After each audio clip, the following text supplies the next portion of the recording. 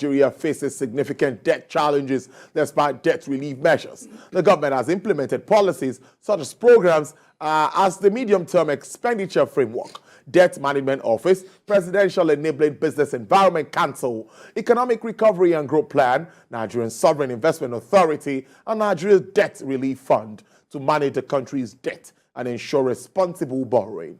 However, the impact of government debt on economic growth remains contentious as debt levels have continued to rise steadily under the current administration. To analyze the concerns, of course, and raising this this debt issue, I beg your pardon, a rising debt issue, budget deficit, and all of this, I have the Director General of the Nigerian Employers Consultative Association, that's NECA, Dr. Adewale Oyeride. Thank you so much. It's good to have you in the studio. Thank you. Thank you for having us. Yes. Let's start with the big story that just came in, inflation. What were you expecting? I'm sure it was clear that there was going to be an increase. Absolutely. You know, with coming from our recent experience, or experiences as I'll call it, the cash squeeze, the self-inflicted cash squeeze, the challenging macroeconomic environment. So you probably were not expecting anything less, and it's a pointer that things are not very well. It's a pointer that things are not okay with the business community. It's a pointer that there is need for us to review, take a deep review of our macroeconomic policy, the fiscal and monetary policy. There is also a need for us to start looking at our citizens. What is the effect of this continuous increase, 4 times increase, 4 consecutive increase of inflation rate? There is need for us to take a deep cognizance, a deep look at how exactly is this affecting our citizens. You know, the primary role of government is to protect the citizens. Yes. Is to create policies, create programs and systems that will alleviate the challenges or the challenge of the citizens.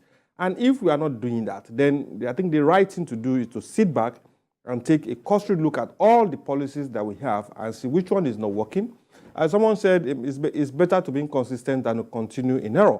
So if those things are not working, I think we should be humble enough to take a cursory look at how well have these policies, how well have they served us as a country. If we are not doing that, as the analysis I gave the last time, was you find yourself in a hole, the first thing you stop doing is stop digging. If you continue digging, you continue going down, and it becomes much more difficult for you to manage all these issues as they come. Interesting stuff. Well, before that, we had that headache of this debt issue. And DMO is saying that decades of operating budget deficit is what has put us where we are. That's by successive governments. What's your take with regards to our deficit and budget service? It's becoming cumbersome. It's scary. That's the word now. You know, it's a few years ago we had a debt forgiveness by our debtors, and you imagine in about 2 decades or thereabout, we are now owing, our debt profile is over 70 trillion by the federal government and over 5 trillion by the states and the FCT. Now, without looking at why we have borrowed, you know, even if you are rebuilding a nation or if you are rebuilding a system that's crashed totally, then you wonder, what exactly will you have used the 77 trillion for? And if you look around, you know, even while the government has done a bit, within the context of their analysis, creditably well in provision of infrastructure, in provision of some basic amenities. But the reality just remains, we have 77 trillion in debt by the federal government. We have over 5 trillion in debt by all the states and the FCT. So the challenge is this, and it goes beyond the debt, and that is the issue that we should focus on. It goes beyond the debt. It's like cancer. You know, once the cancer has taken root and it doesn't have anything to feed on outside, what it does basically is to start feeding on the inside. So the body will start killing itself. You know, there will be an internal combustion, and that is what we are seeing now. The debt portfolio is so high. You know, was it the World Bank or the IMF that also warned that, look, Nigeria should watch its propensity to borrow. That means that a signal that even our creditors might not borrow us again. Our revenue, at the point the Minister of Finance said, our revenue per month is not sufficient to service our debt. Those are signals. And the consequences for us, the consequences for us is so grave. Because if you can't manage your income, if you can't manage revenue, the DMO said is revenue shortfall. How do you arrive at the point of revenue shortfall? Our critical revenue portfolio is oil. Yes. Now you can't control the quantum of oil that you sell. Yes. OPEC controls that. You can't control the price of the oil that you sell. OPEC controls price also. Now, it's now left for you that to make sure that if OPEC said you are going to produce, you've been allocated 1.8 million barrels per day, you make sure that you produce maximally so that you can generate the income. Yeah. Now we have issue of oil theft that has caused that revenue shortfall. Less than 1 million. Now the challenge is this now, and this is where the cancer that I mentioned, as it's rarely said, if you can't deal with the things you can deal with, then as the cancer will start eating the body itself, then you unconsciously start destroying your institutions that should help you to grow.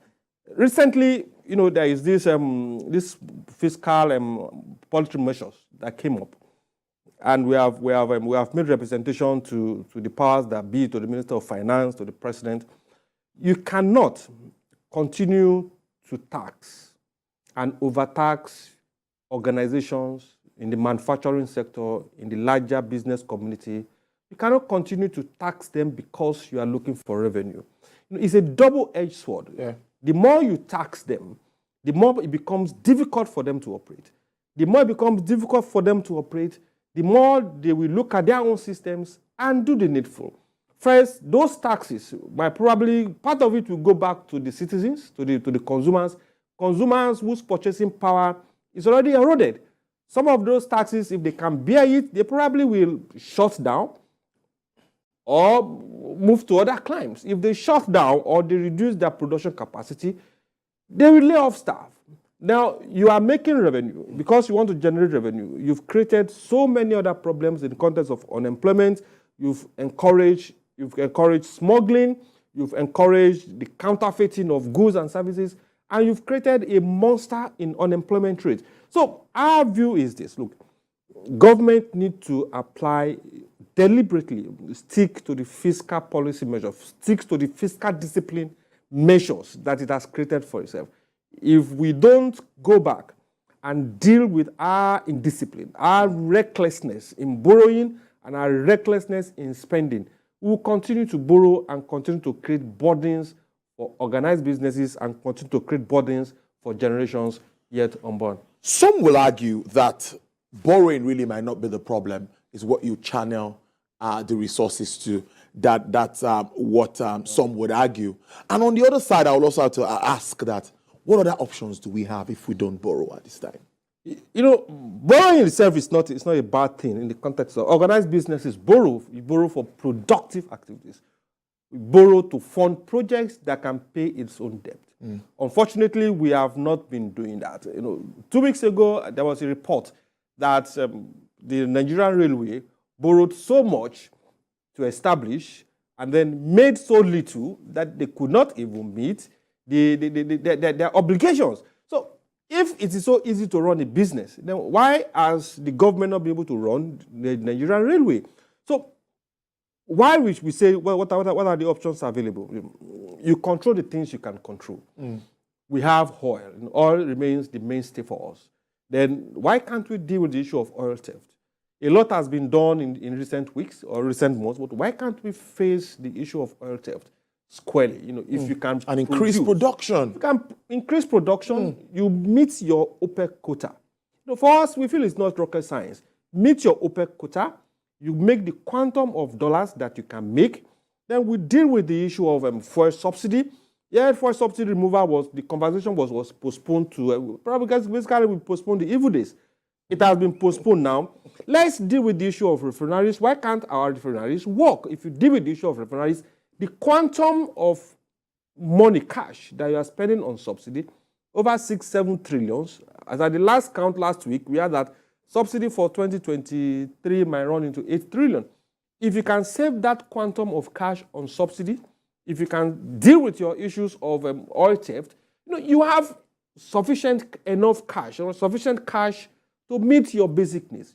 Those are not rocket science. We need to exercise this political will to deal with those things that are within our control, and then our issues of revenue will be substantially resolved. Not losing out the issue of trade and non-oil exports. It is time for government also to take a cursory look, the new administration, on how do we diversify our revenue base. Not the economy now. We have our Greek, we have the economy diversified, but our revenue base, the need for us to diversify it through non-oil export and through trade. This is the time for us to have a reset within the context of the management of our economy. Interesting stuff. Going through some research, all around this debt thing. It's been a running story. I saw a breakdown somewhere and says every Nigerian owes about 368,421 naira. That's the debt incurred, considering this figure that we are looking at. Now, I want us to look at it in this way that what does this mean also for a life of a citizen? Now, we've talked about the businesses, but of course, businesses has to do with people too. So what sort of life would one live in this kind of situation where this debt continues to rise? If it's that simple, you probably will transfer your own government, but it's more complicated than that. It's the cumulative effect of it. Because if you look at the old figure itself, the more the debt, the more you have to service, the more money you spend servicing. And like our situation where you have issues with revenue, it becomes much more difficult for you to service. And now, if you are not servicing, then you are running the risk of not being able to borrow again. Your credit rating at the international level will be going down, then you will not be able to fund infrastructures. So, and if you are not able to fund infrastructures, if your capital inflow is reducing, that means your foreign reserve will also be going down. And if your foreign reserve is going down, that also means your ability to fund imports will be going down. So your dangerous option, I'll call it dangerous option, is the cancer analogy. Then you start feeding on the internal nutrients. You start killing your internal organs.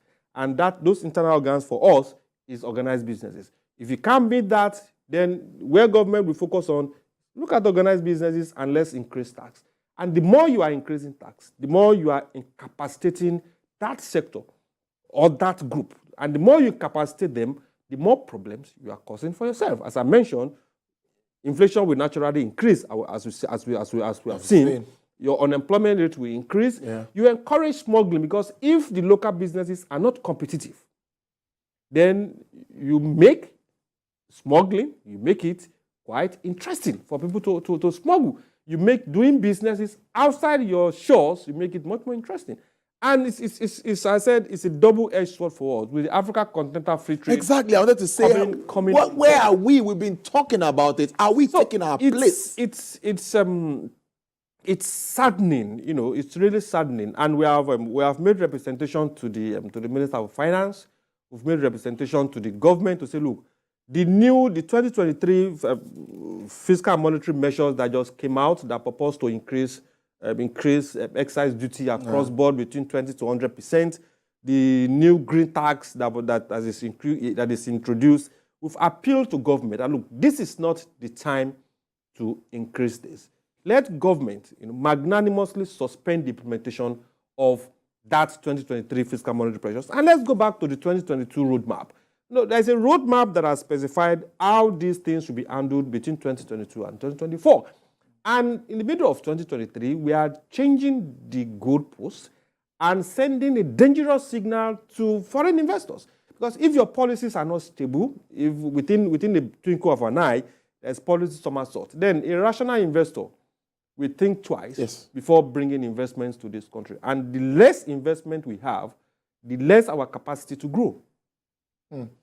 It's 14 days to the beginning of a new administration, no matter how we say it now. And a lot of agendas being set. Everyone is setting an agenda. But for me, I see this, that is necessary. It is very important and necessary that there is this handshake between the private sector, the organized private sector like NECA and the likes, with government this time around, to let them know where the shoe really pinches so that they can, come up with policies. Because if you are not enabled, jobs will not be created. Absolutely. Government cannot create these jobs. I understand that for a given. So what would you be saying? What will you be handing out? What will you be saying out to them? We always like to use that word, low-hanging fruits. Well, let's commend the current government. They've shown some level of openness in engaging, and that's one of the reasons why we have also escalated this issue to the president. Good. The president have taken, in time past, has taken some very proactive steps in relieving the organized businesses of the challenges that we face. But for the incoming government, I think there is need to deepen that engagement. We said from the point of policy formulation, you can't formulate policies over people's heads. Yeah. A former president, was it a former president or a former president-elect once said, you cannot shave a man's head behind him. He has to be there. He has to be there. So if you are creating policies, we have to first look at how will that policy affect every other sector of our lives. You can't say we are coming up with a tax policy, a monetary or fiscal policy, without looking at what are the consequential effects on our life as a whole. If you are looking for revenue, it's easy to say let's increase tax. But while you increase tax, you must also be cognizant of the effect of that increase on organized businesses, on the disposable income of workers and Nigerians, and on every other issue that affects your citizens. So first, we must deepen our engagement, and this is speaking to the incoming administration. They must deepen their engagement with organized businesses within the context of policy formulation, policy implementation, and policy appraisal. We must look at these things and look at it together. Also, secondly, they must also take a critical look on the issue of the oil theft. We can't, we've said this over and over again, that spirits don't steal oil. They must step up the efforts to stop this issue of oil theft. If you stop the oil theft, then you've increased your capacity to generate revenue. And lastly, the issue of fuel subsidy, they must make sure that, look, we fix the refineries. And we know a lot of work is going on at the Port Harcourt and Warri refinery.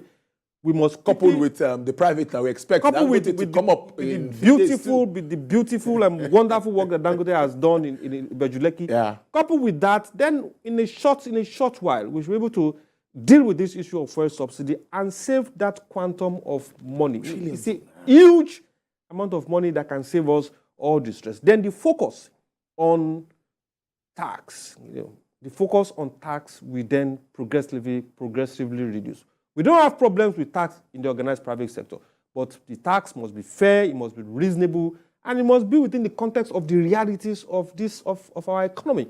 We can't say in America, in Europe, they are paying so much tax. Then, look, let's compare apple to apple. Let's compare orange to orange. So those are the low-hanging fruit for us. We deal with those issues, then the incoming government will start on a seemingly stable note. They have their challenges worked out. They have the humongous, multi-dimensional challenge that they will face. They have it already, and so once you know your problem, they are half solved. Yes. So they understand the problems, but they cannot solve those problems by inflicting more pain on organized businesses, and they cannot solve those problems by shutting out engagement with organized businesses. It's good to have you, Mr. Adewale Oyerinde. He is the Director General of Nigerian Employers Consultative Association, NECA. Thank you for starting the week with us on Business Nigeria. We appreciate this. Our pleasure. Thank you so much.